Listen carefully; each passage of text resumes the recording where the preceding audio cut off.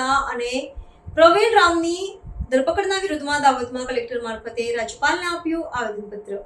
દાહોદ અને બોટાદ માર્કેટિંગ યાર્ડમાં ચાલી રહેલી કડદા પ્રથાના વિરોધમાં આંદોલનનું નેતૃત્વ કરનાર આમ આદમી પાર્ટીના કિસાન સેલના પ્રમુખ રાજુ કરપડા અને પ્રદેશ ફ્રન્ટલ સંગઠનના પ્રમુખ પ્રવીણ રામની ધરપકડ કરવામાં આવી છે।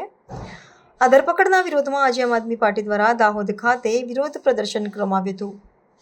પક્ષના કાર્યકરો અને નેતાઓએ જિલ્લા કલેક્ટર કચેરી પહોંચીને તેમના માધ્યમથી ગુજરાતના રાજ્યપાલને આવેદનપત્ર સુપરત કર્યું હતું। આવેદનપત્રમાં પક્ષે આ બંને નેતાઓની ધરપકડને લોકશાહી વિરોધી અને ખેડૂતોના હક માટે લડતા અવાજને દબાવવાનો પ્રયાસ ગણાવ્યો છે। આવેદનપત્રમાં માંગ કરવામાં આવી છે કે રાજુ કરપડા અને પ્રવીણ રામને તાત્કાલિક મુક્ત કરવામાં આવે અને ખેડૂતોના શોષણ રૂપ એવી કડદા પ્રથાને તાત્કાલિક અસરથી નાબૂદ કરવામાં આવે।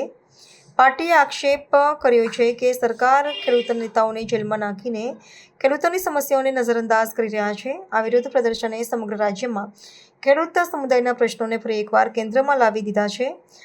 આમ આદમી પાર્ટીએ ચેતવણી ઉચ્ચારી છે કે જો ધરપકડ કરાયેલા નેતાઓને મુક્ત કરવામાં નહીં આવે અને કડદા પ્રથા પર કોઈ નક્કર પગલાં લેવામાં નહીં આવે તો રાજ્યભરમાં ખેડૂતોના સમર્થનમાં વધુ ઉગ્ર આંદોલનનું શરૂ કરવામાં આવશે। આવેદનપત્ર દ્વારા પક્ષે રાજ્યપાલનું ધ્યાન ખેડૂત નેતાઓની ધરપકડ અને ખેડૂતોના પ્રશ્નો તરફ દોરવાનો પ્રયાસ કર્યો છે।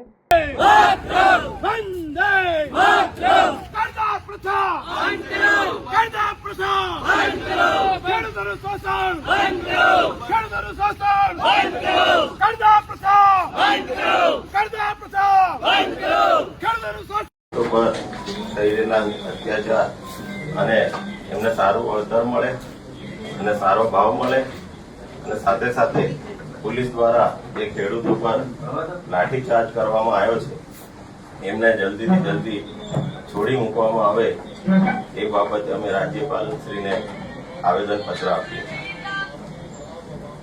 છીએ। બોટાદના કડદર ગામે ખેડૂતોની મહાપંચાયત મળી હતી। આ મહાપંચાયતમાં ખેડૂતોએ પોતાની માંગણીઓ રજૂ કરી હતી, પરંતુ પોલીસ દ્વારા લાઠીચાર્જ કરવામાં આવ્યો, ટીયર ગેસ છોડવામાં આવ્યા, એમને ડિટેન કરવામાં આવ્યા, એમના પર ખોટા કેસો કરવામાં આવ્યા। એના વિરોધમાં અમે આમ આદમી પાર્ટીએ આજે સરકાર સામે કેટલીક માંગણીઓ મૂકી છે, જેમાં અમારી માંગણી એ છે કે જે કડદા પ્રથા ચાલે છે માર્કેટ યાર્ડની અંદર, એ કડદા પ્રથા દૂર થાય।